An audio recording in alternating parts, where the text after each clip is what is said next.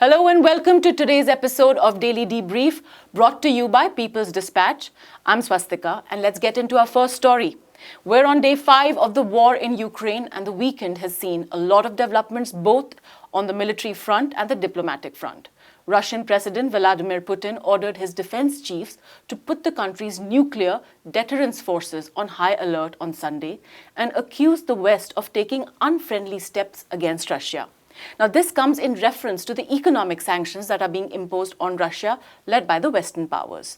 Meanwhile, the European nations and Canada said on Sunday they would close their airspace to Russian aircraft. In an unprecedented move, the European Union also said it plans to finance the purchase and delivery of weapons to Ukraine.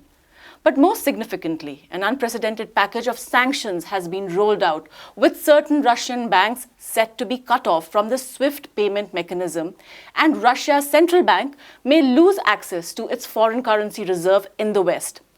Fighting and missile attacks continue in multiple cities, with explosions heard in Kiev on Monday and clashes between Russian and Ukrainian forces in the city of Kharkiv. Russian troops continue to make advances in the south. Meanwhile, talks between Russian and Ukrainian delegations are set to take place today, and we may hear of something on this by the time this episode is released. Now, in today's episode, we'll be trying to understand some of the developments, and for this we are joined by NewsClick's Prabir Purkayastha. Now, Prabir, right on top is the biggest news development, which is President Vladimir Putin ordering Russia's strategic nuclear forces on high alert. What does this mean? Well, in American terminology, they have 5 stages of nuclear alerts: DEF 1, DEFCON 1, DEFCON 2. Okay. Presumably, we are in that kind of situation. So it's not close to hair trigger alert, but it means your nuclear forces then are ready or getting ready in case there are orders that their launch periods should not take too much time. All of this is certainly not looking good, because all said and done, we have nuclear powers on both sides. The United States is very much a player, and therefore any nuclear exchange, any nuclear weapons being fired will lead to the extinction of human civilization as we know it. And this has always been the issue, and the underlying reason why this eastward march of NATO that has happened over the last 30 years has been so much cause for concern, because it brings 2 nuclear powers head to head at the border of Russia. And that's why Russians have been reacting, and that's why a lot of the even well-known commentators in the West have said this is a mistake, that this is not something that the United States and its allies should be doing. This NATO coming to Russian borders is not a very welcome step. It only makes things much worse for the future.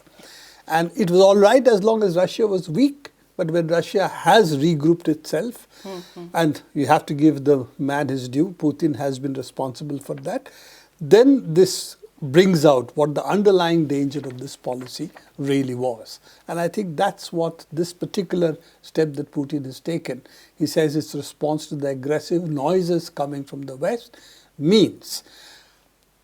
This is a card that he's playing again, that what is the pressure I have that I can put on the West. Again, wars do not happen by design, and as we have discussed a number of times, a small step can lead to unforeseen consequences, and having nuclear forces in alert makes that relatively easier to happen, and that's why I think it's a very dangerous moment for the world. Prabir, if we go into the economic aspect of it, now the Western powers have imposed quite severe sanctions on Russia and its economy. Now, how do we look at these sanctions? Many more have come. Does it mean there'll be actual breakdown of trade between Russia and the European Union? Also, how will the EU pay for its gas? Well, let's look at the nature of the sanctions. One of the sanctions is, of course, a set of sanctions on banks. Not all banks, certain Russian banks that has been identified. They have been taken out of the SWIFT payment system, as you said earlier, that essentially any payment that comes from Russian banks or to Russian banks normally would use the SWIFT payment system. Yes. Now, that is not that is basically a facilitating mechanism by which banks exchange information, and that leads to transfer of money from one side to the other. So these banks being taken out means that their ability to conduct transactions with other banks in the world will not be there, and that's obviously a huge blow to all those companies in Russia who use these banks for their transactions to rest of the world. So that is one part of it. A bunch of companies will find it difficult, and of course these banks will lose their ability to transact business in the West. So that's one part of the sanctions.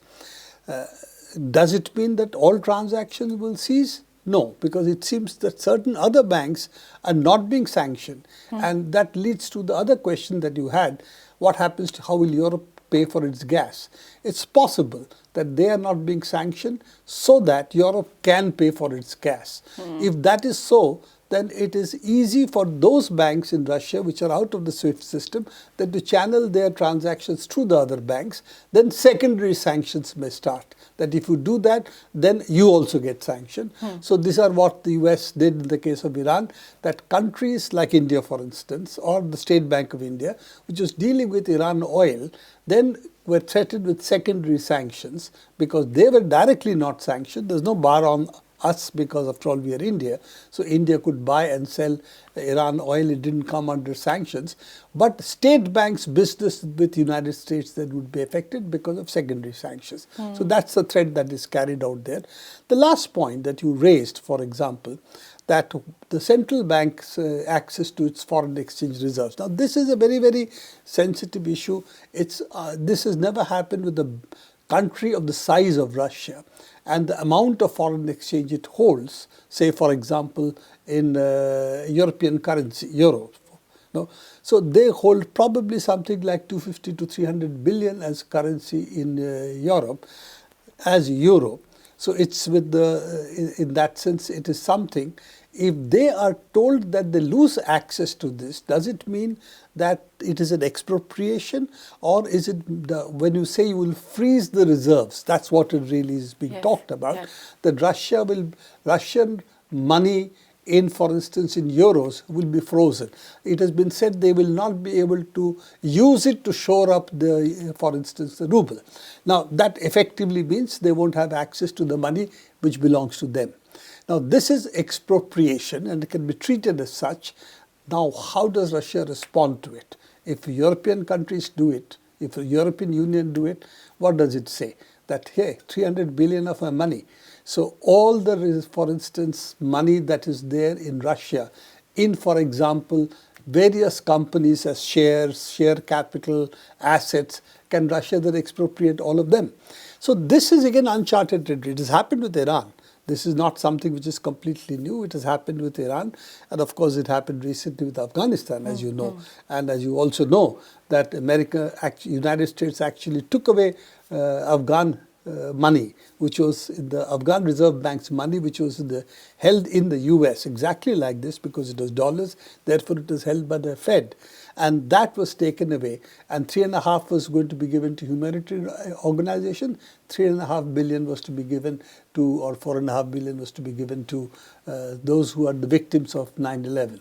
So these are all the issues that what we were talking about, freezing of the central bank accounts, really mean. A lot of it, as of now, we do not know the details of what's likely to happen, but these are the broad contours of what we see.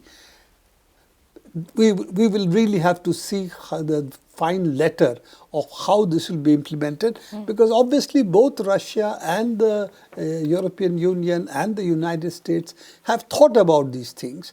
Now, who has thought more? What are the levers each side has? We will have to see. At the moment, Europeans seem to have got a carve out that they can pay for their gas. But if Russia is going to be penalized, what does it mean? That the money it gets will also be stored in euros? So effectively they will still be getting the money, but they really not have access to the money. These are all open questions at the moment, because paying doesn't mean paying. It's a bank transaction, and the money is held in some account in a certain currency. So those are the kind of details that are still not visible. So the next 2, 3, 4 days, we'll probably start to see how this sanction regime that's being imposed on Russia is going to take shape. A lot of questions, but yes, the idea is we hold the financial power. Militarily, you hold the power in Ukraine. That's something that NATO cannot counter in Ukraine, what Russia is doing. But we can inflict this kind of pain on you. What, how and what is something we still have to see. At the moment, only the broad trajectory has been laid out. In fact, if we could, even about the peace talks, Prabir, how would you see them progressing if it's expected by the end of this bulletin? How do you view that? I don't think the peace talks, unless something really different is being discussed in the back rooms which you have no access to, I do not see immediate peace talks leading to results. It's good the talks have started, that the two sides are at least talking to each other. The basic issue that Russia has laid down, that is rights of the Russian-speaking ethnic and linguistic groups. Then what he said was not joining NATO, the relationships with NATO to be reduced or abandoned, NATO troops not entering Ukraine, missiles not entering Ukraine. Now, at the moment, that doesn't seem to be on the cards, because if the war is going on, in fact, as we can see, Ukraine is going closer to European Union, to United States and to NATO. So it doesn't seem that the wind is blowing that way. So I honestly would be surprised that if there is something which will lead to the immediate stoppage of war, even if this is in Ukraine's interest, that both sides disengage, work out on the lines of what the Minsk Accords was, how to give autonomy or self-governing possibilities in Lugansk and Donetsk region. So these would have been the possibilities if the war hadn't taken place. With the kind of situation now that is developed militarily, I'm not very sure that there is space for much resolution through talks at the moment. I think something more decisive has to take place before the talks can really bear fruit. And finally, a look at the humanitarian angle. Hundreds of thousands of people have been turning up at Ukraine's border crossings with Poland, Romania and Moldova. Many of these countries, which have in fact taken a hardline stance towards refugees arriving from countries such as Syria and Afghanistan. The question is the situation different this time? And how do we see the refugee situation? To understand this, Prabir, I'll come back to you. Now, there was a news report in CBS where the reporter mentioned about how, unlike Iraq and Afghanistan, this is a relatively civilized European city. And there was this phrase that was used. Also, we have read reports on how there has been differential treatment to the African and Indian students who are trying to cross the Polish border. Now, how do we understand the response of the international media when it comes to understanding wars and the refugee crisis? It's a classic case, really, of talking about civilized cities. Of course, the CBS reporter was careful. He said relatively civilized. He didn't give it the full he didn't give it the full rank of being full civilized. It was relatively civilized. But he compared to the relatively, shall we say, therefore, by contrast, where wars have been going on for a long time, and therefore relatively uncivilized parts of the world, like Iraq and Afghanistan. Of course, it misses the question, who have been waging these wars? But after all, it's the United States and its allies, including Poland, which has been waging this war in Iraq. That was the coalition of the willing. It was the 20-year war that NATO waged in Afghanistan. So these are as if wars that were happening without somebody waging war over there. So it also makes that concept of, you expect wars to take place in Iraq and Afghanistan, but you don't really expect wars in Europe. That was the thing. And that's been said by a number of other leaders as well, or media reports as well. War has come to Europe after decades. forgetting that actually Yugoslavia faced war and it faced NATO bombing. Serbia faced NATO bombing. Belgrade faced NATO bombing. So all of this is sort of airbrushed, shall we say, when you talk of wars and how people, or international, as they call it, international media looks at war. And this comes out in the CBS reporter's description. Of course, he's been widely criticized and he has apologized for his insensitivity. But let's say it, he says twice over here, let me qualify it carefully. So these are his careful words. I wonder what his not so careful words would have been. It's also unfortunate, and that any war is a tragedy, let's face it. Ukrainian citizens leaving their hearth and home, streaming into other countries, not a pleasant sight. It is really ugly. It is something which says what wars are and how wars really destroy people's lives. So all of that is visible now in Ukraine, as it was visible earlier to those who wanted to look in Iraq, Afghanistan, Syria, where United States soldiers are still in occupation of parts of Syria. So all of that we have to take that, yes, this is war in Europe, unlike wars in Africa or West Asia, which you are more used to seeing. So that's one part of it. But unfortunately, what has also come out in the way Poland handles refugees. We have earlier talked about how refugees coming from Iraq, which were coming from Belarus into Poland, was handled by Poland.